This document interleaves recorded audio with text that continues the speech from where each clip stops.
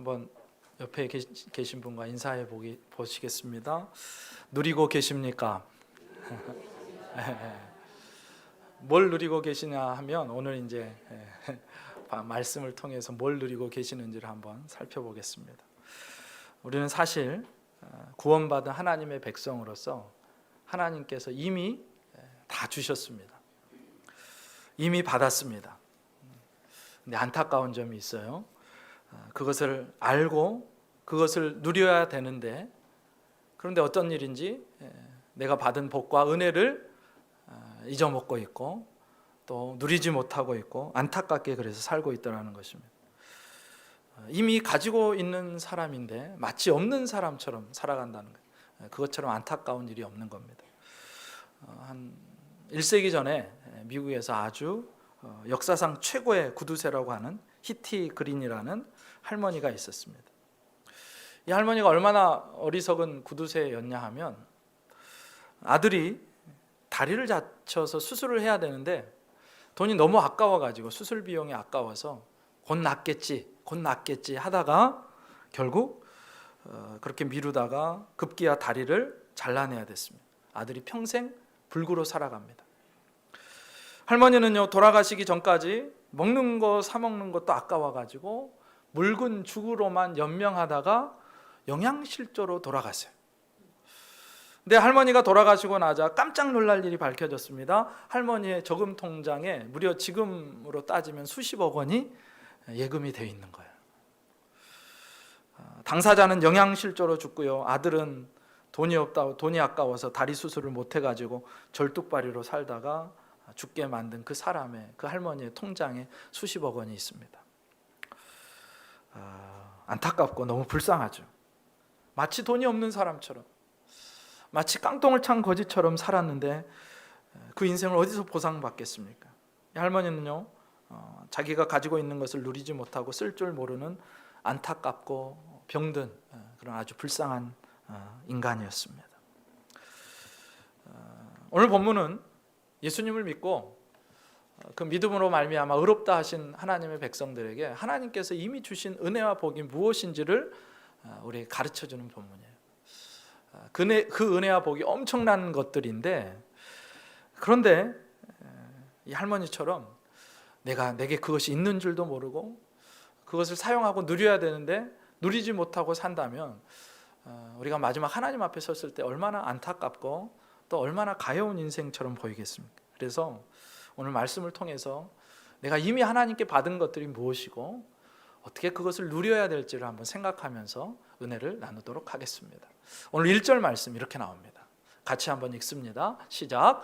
그러므로 우리가 믿음으로 의롭다 하심을 받았으니 우리 주 예수 그리스도로 말미암아 아멘. 오늘 본문은요, 그러므로라는 단어로 시작을 합니다. 이 그러므로라는 접속사는요, 지금 앞으로 써내려갈 내용이 지금까지 설명했던 내용과 아주 밀접하게 연결되어 있다는 그런 뜻입니다. 이 앞부분이라는 것은 바로 로마서 5장을 시작하기 전까지 바로 로마서 1장부터 4장까지의 내용을 압축해서 우리가 이런 이야기를 나눴는데 그러므로 이렇습니다 라고 이야기하고 싶은 거예요. 로마서 1장부터 4장에 무슨 내용이 있었느냐, 간단하게 말씀을 드리면 바울은 이방인들의 죄에 대해서 먼저 지적하고 유대인들의 죄에서 먼저 또 지적합니다. 그리고 모든 사람이 죄를 범하였으며 하나님의 영광에 이르지 못하더니라고 결론을 맺습니다. 근데 그 죄인은 그렇게 살다가 심판받을 수밖에 없는데 하나님은 그 죄인을 사랑하셔서 독생자 예수 그리스도를 보내셨고 그 예수 그리스도를 믿음으로 말미암아 의롭다 하심을 받습니다. 구원받습니다. 그게 이제 로마서 1장부터 4장까지의 내용이에요. 그리고 오늘 본문 1절에 그렇게 나왔죠. 그러므로, 보여주세요. 그러므로 우리가 믿음으로 의롭다 하심을 받았으니, 이게 1장부터 4장까지의 내용을 한마디로 결론적으로 요약한 내용입니다. 우리가 믿음으로 의롭다 하심을 받았다. 그러므로 우리 주 예수 그리스도로 말미암아 하나님과 화평을 누리자, 이렇게 얘기하는 겁니다. 본문 1절에서 우리에게 그렇게 의롭다 하심을 받은 신자에게 주어진 첫 번째 복이 뭐라고 하냐면 우리가 하나님과 화평을 누리게 되었다는 것입니다. 말씀으로 믿음으로 의롭게 된 신자에게 주어지는 첫 번째 복, 첫 번째 은혜가 뭐라고요? 하나님과의 화평입니다. 하나님과의 화평. 이 말은 그러면 그 전에는 우리가 하나님과의 화평하지 않았다는 그런 얘기가 되죠. 도대체 우리가 어떤 사이였길래, 하나님과 어떤 관계였길래 드디어 하나님과 화평하게 되었다고 말하느냐? 로마서 1장 18절의 말씀을 인용하면 하나님의 진노가 머물러 있던 존재들이 바로 저와 여러분들이었습니다. 에베소 2장 3절의 표현을 빌리자면 본질상 진노의 자식들, 이게 우리의 모습이었어요. 오늘 본문 바로 뒤에 나오는 표현 로마서 5장 10절에 그렇게 나와요. 곧 우리가 원수 되었을 때, 그러니까 하나님과 우리 사이가 친근한 사이가 아니고 원수 되었고 대적하는 사이였고 화목하지 못한 그런 사이였다는 것입니다. 연약했을 뿐만이 아니라 죄인이었고 그야말로 하나님과의 원수지간이었는데 하나님께서 예수 그리스도로 말미암아 우리와 화평을 이루어내셨다, 그런 말씀입니다. 여러분, 누군가와 척을 지고 누군가와 원수를 맺고 살고 있다고 생각해 보십시오. 그것처럼 우리 인생을 끔찍하고 비참하게 만드는 일은 없을 거예요.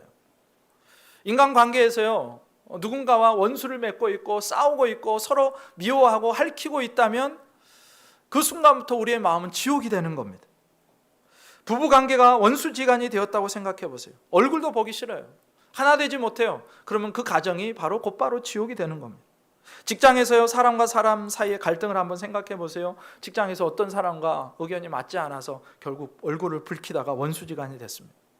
매일 출근하면 그 사람을 만나야 되는데, 그 얼굴을 대해야 되는데 미워서 볼 수가 없어요. 어떻게 그 직장 생활을 제대로 할 수 있겠습니까? 둘 중에 한 사람이 그만두든지 아니면 둘 다 그 깨어진 관계 때문에 그 직장을 포기하든지 해야 될 겁니다. 사람과 사람 사이에도 그런데 하물며 하나님과 인간 사이가 그렇게 적대적인 관계가 되고 원수 사이가 되었다면 인간의 입장에서는 도대체 이것을 어떻게 해결해야 될까요?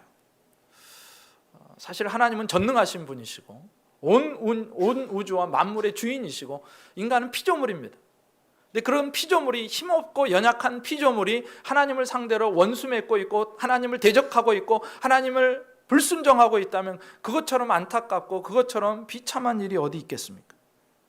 권력과 돈을 가진 한 사람하고 나하고 척을 졌는데 그 사람이 계속해서 나를 괴롭게 한다면 여러분, 그 삶이 삶이겠습니까?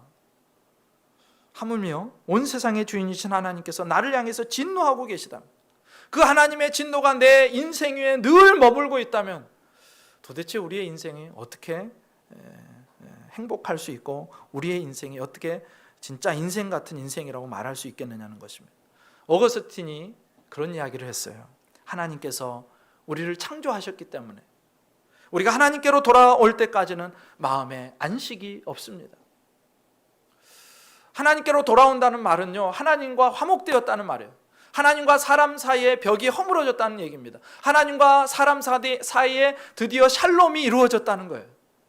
그렇게 샬롬이 이루어지고 하나님과 친근하게 되었을 때 비로소 인간은 그 하나님의 품 안에서 안식할 수 있고 만족할 수 있는 거예요. 그런데 원래 우리가 어떤 사이였다고요?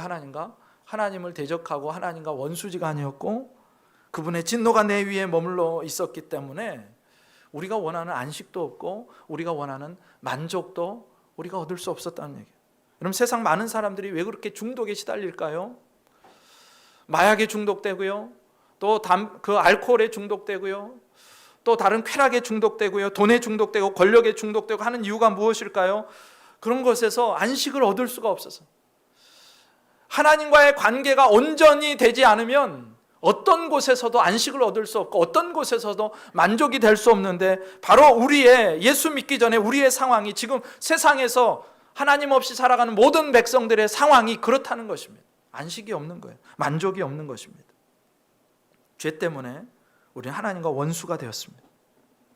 하나님과 우리 사이의 화평, 화목, 샬롬, 평화, 그런 단어를 전혀 쓸 수 없었습니다. 그런데 하나님께서 독생자이신 예수 그리스도를 이 땅에 보내주셔가지고 우리 죄를 대속해 주시고 그 십자가를 통해서 우리를 건져주시고 하나님과 우리 사이에 막힌 담을 십자가로 완전히 허물어 버리시고 이제 드디어 비로소 그 예수님 안에서, 예수님을 통해서 우리가 하나님과 화목할 수 있게 되었다라고 오늘 성경이 우리에게 말씀하는 거예요. 화평을 누릴 수 있게 되었다. 드디어 안식할 수 있게 되었다. 그래서 로마서 3장 25절에 이렇게 말씀합니다. 이 예수를 하나님이 그의 피로써 믿음으로 말미암은 화목제물로 세우셨으니, 예수님을 하나님이 화목제물로 세우셨답니다.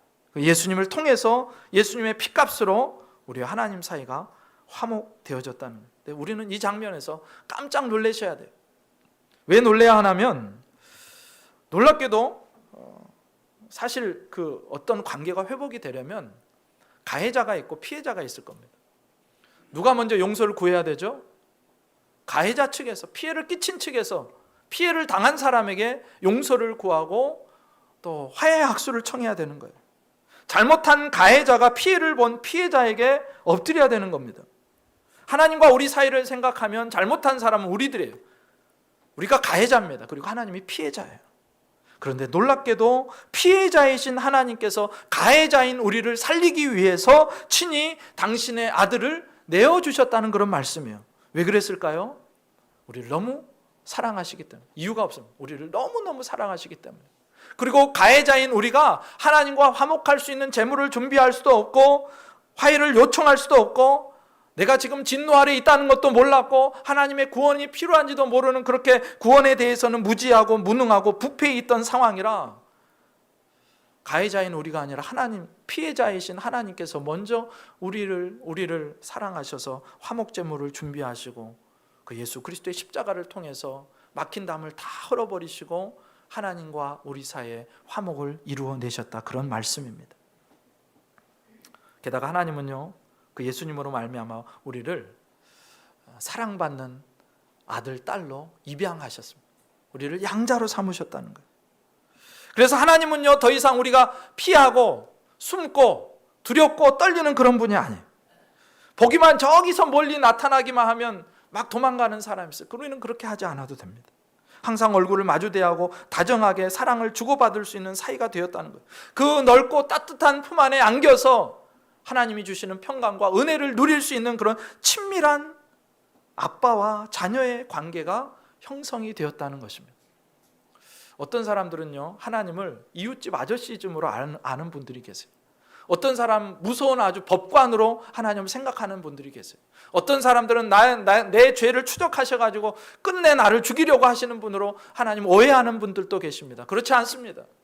예수 그리스도를 통해서, 예수 그리스도로 말미암아, 믿음으로 말미암아 구원받은 하나님의 백성들에게 하나님이 어떤 분이시냐? 하나님은 그를 자녀로 대하시고 사랑하는 아들로, 사랑하는 딸로 대해 주신다는 거예요. 그래서 그렇게 주어진 하나님과의 평화, 하나님과의 화목을 우리는 누리면서 살도록 우리에게 하나님 먼저 그 은혜를 주셨다는 거예요. 그런데 우리들 중에는 그 화평과 화목을 스스로 깨는 사람들이 있어요. 해치는 경우가 있어요. 가장 그 중요한 경우가 뭐냐면 죄책감 속에서 한없이 자신을 괴롭히는 사람입니다. 이미 예수님을 믿고 또 죄를 고백하고 회개하고 하나님의 용서를 받았어요.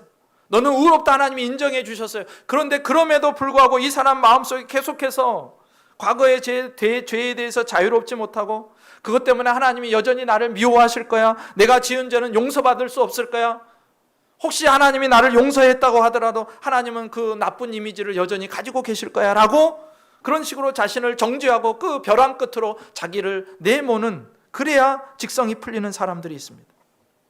이건 겸손이 아니고요, 이건 불신앙입니다.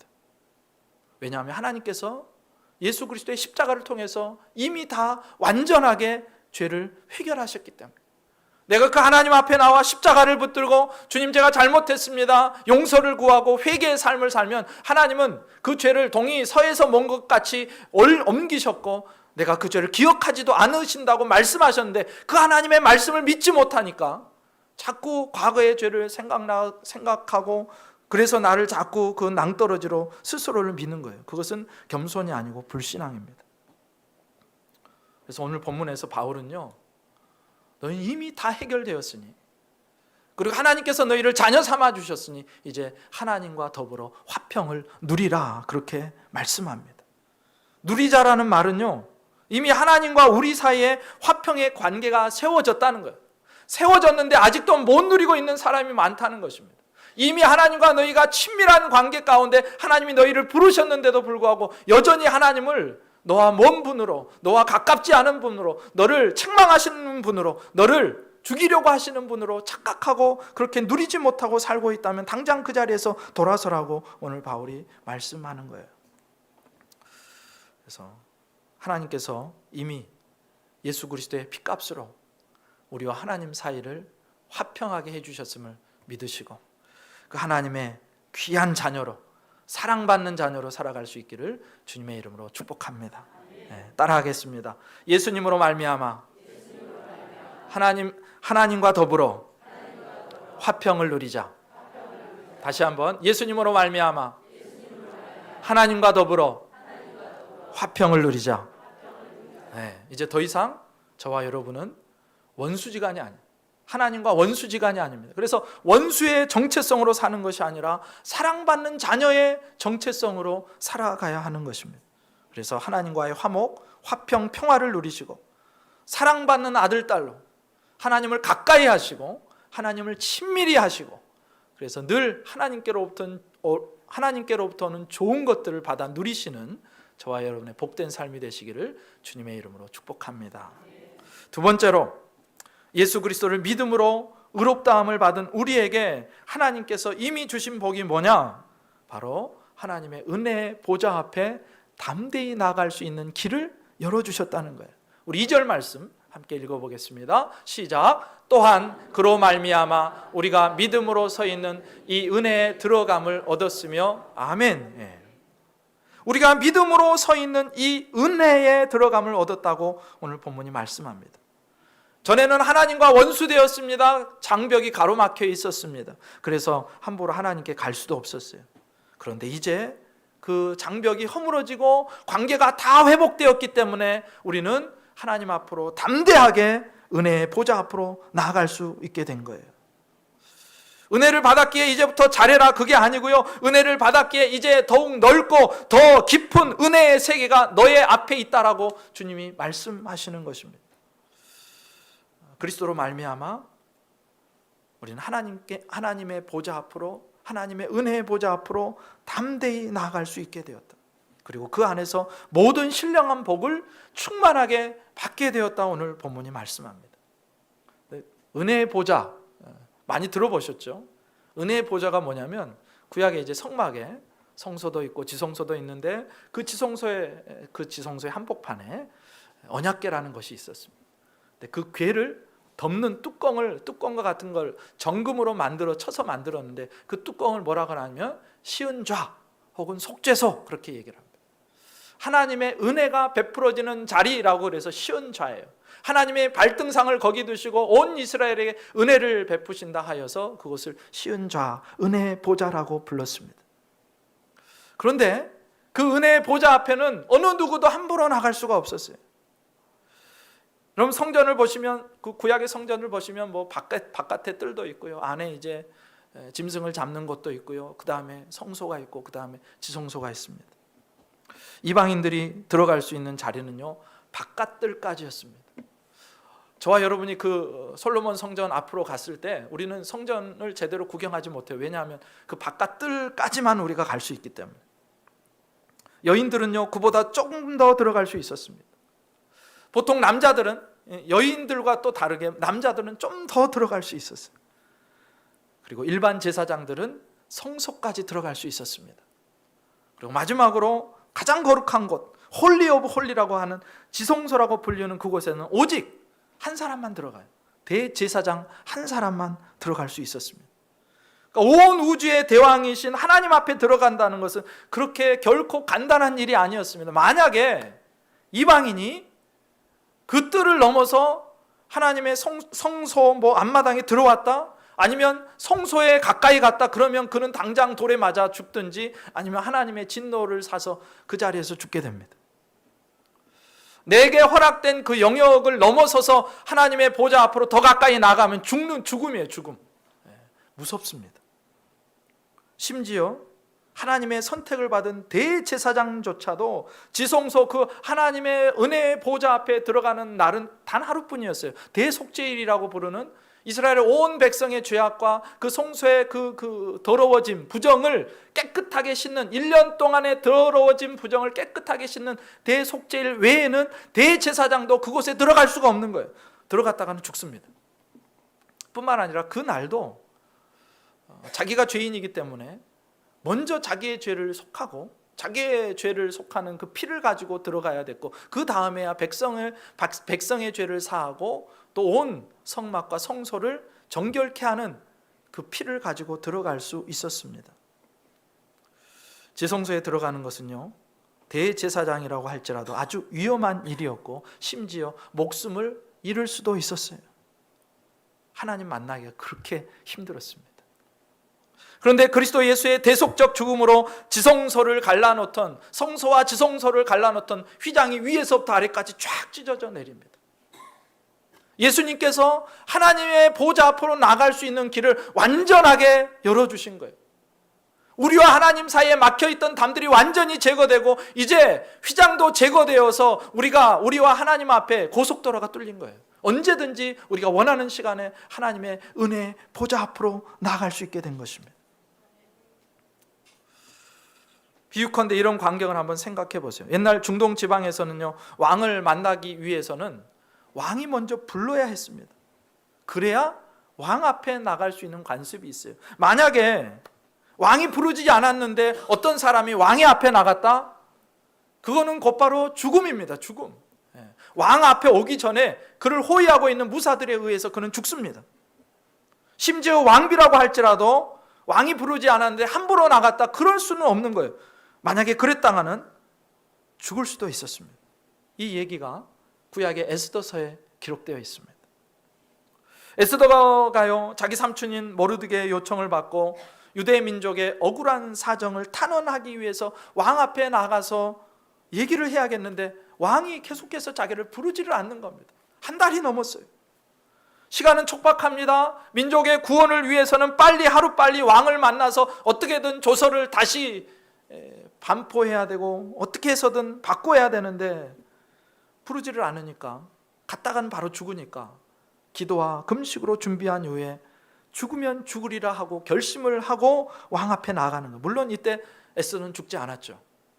다행히도 왕이 호를 내밀었고 에스더가 그것을 잡았어요.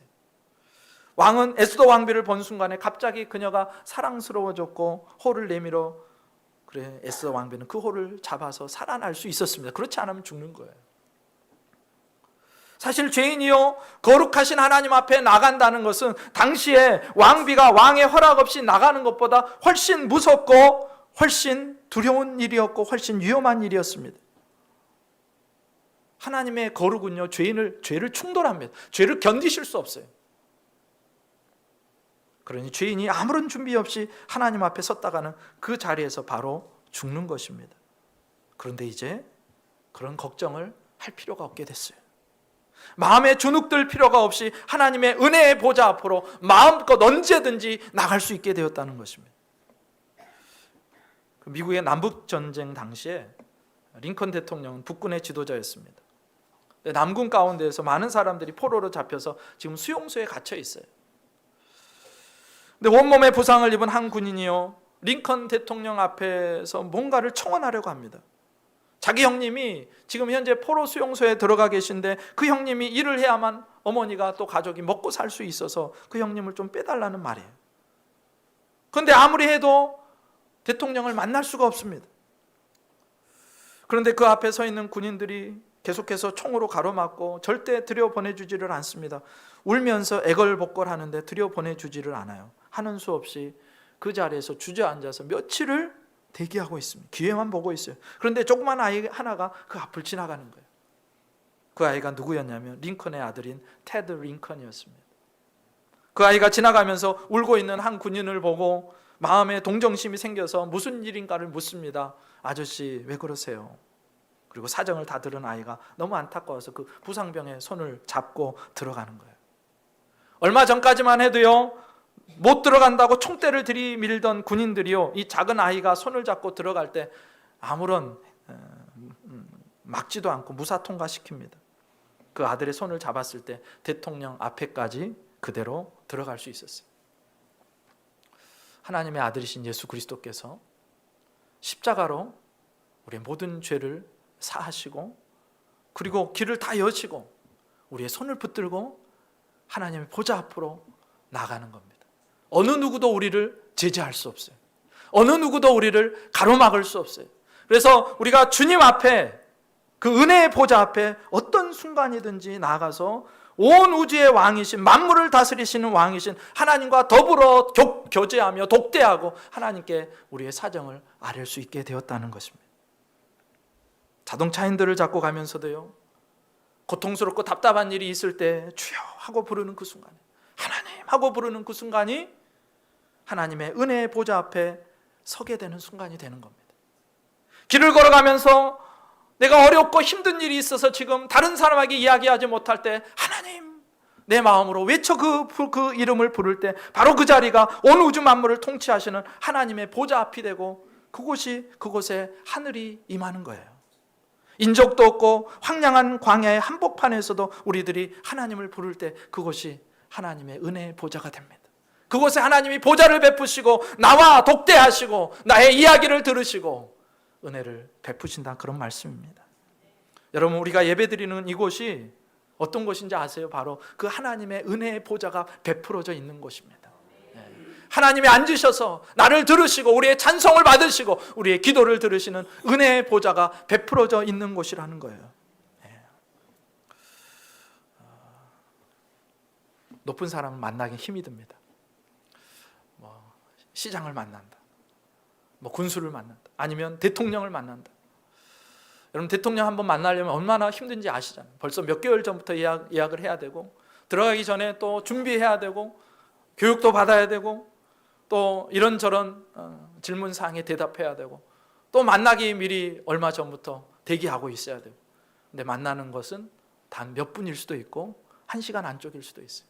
그렇게 준비했는데 만왕의 왕이신 하나님은요, 그러지 않으세요. 언제든지 우리가 어떤 곳에서든지 하나님을 부를 때, 믿음으로 그분을 부를 때 하나님이 보좌를 베푸시고 우리 앞에 마주 대하셔서 1시간도 2시간도 3시간도 상관없이 우리를 들으시고 우리에게 은혜를 베푸시는 줄 믿습니다. 이런 놀라운 은혜를, 이런 특권을 주셨는데 이걸 사용하지 않고 내게 아무것도 없는 것처럼 살아가는 사람, 마치 고아처럼 살아간다면 얼마나 불행한 일입니까? 하나님의 은혜의 보좌 앞에 날마다 순간마다 나오셔서 오늘 또 온 우주를 다스리시고 통치하시고 내 삶을 다스리시는 하나님께 나와서 은혜를 받는, 그리고 모든 복을 누리는 저와 여러분 되시기를 주님의 이름으로 축복합니다. 마지막으로 믿음으로 의롭다함을 받은 성도들이 누리는 세 번째 은혜가 뭐냐?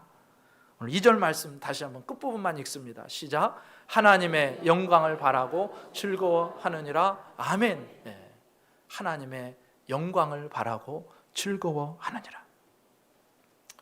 바울이요, 우리에게 소개하는 세 번째 믿음으로 의롭다 하심을 받은 결과, 의롭다 하심을 받은 성도가, 신자가 누리는 복이 뭐냐? 하나님의 영광을 바라보고 즐거워하는 은혜를 우리가 받았다는 거죠. 그럼 하나님의 영광을 바라보고 즐거워한다는 것이 어떤 의미일까요? 먼저는요, 영광 중에 계신 주님을 바라보는 것입니다. 바울이 이런 고백을 했어요. 고린도후서 5장 8절에서 이런 고백을 합니다. 우리가 담대하여 원하는 바는 차라리 몸을 떠나 주와 함께 있는 그것이라. 저와 여러분 같으면 나는 이 땅이 좋습니다 할 텐데, 바울은요, 차라리 이 세상을 떠나서 주님과 함께 그곳에 거하고 싶다 이야기를 해요. 빌립보서 1장 23절 24절에서도 마찬가지입니다. 같이 읽습니다. 시작. 내가 그들 사이에 깨어 있으니 차라리 세상을 떠나서 그리스도와 함께 있는 것이 훨씬 더 좋은 일이라 그렇게 하고 싶으나. 네, 여기까지만. 바울이요, 늘 마음에 두 마음이 있는 거예요. 하나는 하나님이 허락하신 이 땅에서 성도들과 함께 교회를 섬기며 사는 것입니다. 근데 다른 하나는 내가 이 땅을 떠나서 하나님의 나라에 가서 예수 그리스도를 얼굴과 얼굴을 대면하여 보고 그분의 영광을 같이 누리고 싶은 마음이에요. 이 세상에 있고 싶은 마음과 또 하나님 나라로 가고 싶은 마음이 충돌하는데, 그런데 바울에게 더 좋은 것, 더 좋은 일, 그렇게 하고 싶은 일이 뭐였냐면 바로 이 땅을 떠나서 주님의 영광을 바라보고 즐거워하는 일이었습니다. 왜 그랬을까요? 그가 경험한 그 하나님의 나라의 영광이, 하나님의 영광이, 예수님의 영광이 그렇게 황홀하고 그렇게 찬란했기 때문에 그렇습니다. 바울이요, 고린도 후서를 쓰는데 14년 전에 내가 셋째 하늘에 올라간 일이 있다고 합니다. 근데 그 올라가서 뭐 어떤 일이 있었느냐? 그 삼층천을 보는데 내가 사람들에게 말로 다 표현할 수 없는 은혜와 영광을 체험했는데 여기에 다 적을 수가 없다. 진짜 영광을 본 거예요. 이 세상의 영광은요, 잠시 있다가 사라지는 영광들입니다. 뭔가 새로운 것이 있다고 하더라도 언젠가는 그 새로운 것이 낡아지고 닳아지고 없어지고 무너지고 부서집니다. 그런데 바울이 본 영광은 진짜 영광이었어요. 영원한 영광이에요. 주님의 영광이에요. 물론 바울만 그 영광을 경험한 게 아니죠. 3명의 그 예수님의 제자들, 수제자들, 베드로와 야고보와 요한이 어느 날 예수님과 함께 변화산에 올랐어요. 그곳에서 예수님의 몸이 변형이 되시는데 어느 정도로 표현하냐면 빨래하는 자가 그렇게 희게 할 수 없을 만큼 막 옷이 휘어지고 그 영광이 빛이 나고, 그래서 베드로가 너무 황홀해가지고 주님, 우리가 초막셋을 짓고 여기 살면 안 되겠습니까? 스데반이요, 돌을 맞아 순교하기 직전에 하늘이 열립니다. 성령 충만한 스데반이 그 광경을 보게 되는데 하나님의 영광과 예수 그리스도께서 그 보좌 우편에 서신 것을 보고 이렇게 외칩니다. 사도행전 7장 56절에 말하되 보라, 보라, 하늘이 열리고 인자가 하나님 우편에 서신 것을 보노라. 그 영광에 압도되고요, 그 영광을 늘 소망하며 살게 되더라는 거예요. 그 영광을 소망할 수 있기를 주님의 이름으로 축복합니다. 그런데 하나님이 우리에게 주신 영광은 그것뿐만이 아니에요. 어떤 영광이냐? 하나님이 우리에게 입혀주실 영광이 있어요. 하나님의 영광이 있고 하나님 나라의 영광이 있고 예수 그리스도의 영광이 있는데, 그런데 그 영광만이 아니라 우리 자신도 하나님이 입혀주실 어마어마한 영광이 있다는 것입니다. 사도 바울이요, 영광스러운 몸을 입는 것에 대한 소망을 늘 피력했습니다. 차라리 내가 몸을 떠나고 싶다고 했을 때 사도 바울이 우리 육신을 뭐라고 비유를 하냐면 낡아지는 천막, 낡아지는 텐트에 비유를 해요. 우리의 겉사람, 우리의 육신의 장막은 낡아진다는 것. 사람이 아무리 꾸미고 예쁘게 하고 건강하고 아름답게 치장한다 해도 그 육체는 날마다 낡아지는 거예요. 날마다 소모되는 것입니다. 하루를 살았다, 그 말은요, 우리 육체가 하루 그렇게 소모되었다는 것입니다. 결국 인간의 육체는 허망한 거예요. 왜냐하면 결국 흙으로 돌아가기 때문에. 나이가 들면서 아프고 병들고 결국 죽어 썩어 흙으로 돌아가는 것. 엄밀한 의미에서 그래서 우리 육체의 영광은 영광이지 않습니다. 아주 한시적인 거예요. 그래서 육체의 영광만을 바라보고 산다면 우리의 늙어감이 절망이 되고 우리의 늙어감이 불행이 되는 거예요. 나이가 들수록, 죽음이 가까울수록 그 영광이 쇠퇴해지고 그 아름다움이 사라지기 때문에 그렇습니다. 그걸 보고 탄식할 수밖에 없어요. 그런데 우리에게는 다른 영광이 있습니다. 이 무너질 육체가 아니라 하나님이 입혀주실 영광스러운 몸이 있다는 거예요. 바울이 고린도 후서 5장 1절에서 이렇게 말씀합니다. 같이 읽습니다. 시작. 만일 땅에 있는 우리의 장막집이 무너지면 하나님께서 지으신 집 곧 손으로 지은 것이 아니요 하늘에 있는 영원한 집이 우리에게 있는 줄 아느니라. 아멘. 우리의 장막집이 뭐냐면 우리 육신을 가리켜요. 근데 하늘에 영원한 집이 있대요. 그 집은요, 그냥 우리가 들어가 살 집이 아니고요, 하나님이 우리에게 입혀주신 새로운 몸을 이야기합니다. 부활의 몸을 이야기합니다. 예수님께서 부활하셔서 그 부활체의 몸을 입으셨을 때 그 영광스러움이 어떤 영광이었냐면 시공간을 초월하는 영광이에요. 영원한 몸이고 신령한 몸이고 다시는 죽지 않은 몸입니다. 예수님이 재림하실 때 하나님께서 그 하나님의 영광으로 우리를 옷 입혀 주시는데 우리가 우리의 육체가 이제 드디어 썩지 않고 망하지 않고 그리고 쇠퇴하지 않고 그 아름다움이 그치지 않는 영광스러운 몸을, 그 부활의 몸을 우리에게 주신다, 그런 말씀입니다. 그래서 성도는 그 부활의 영광을 소망하며 사모하며 이 땅을 즐거워하며 살아가라고 오늘 본문이 말씀합니다. 여러분, 장애인들을 한번 생각해 보세요. 그들이 얼마나 이 몸을 원할까? 몸이 아픈 분들을 한번 그 입장에서 한번 생각해 보세요. 얼마나 그 아프지 않는 몸을 원할까? 늙어서 내 몸이 다 기력이 쇠해졌을 때 주님이 그렇게 새롭게 입혀주실 영원한 몸을 상상해 보십시오. 그 부활의 몸, 영광스러운 몸을 사모하며 그리고 기뻐하며 감사함으로 살라고 말씀합니다. 우리는 그 영광을 바라볼 줄 알아야 한다는 것입니다.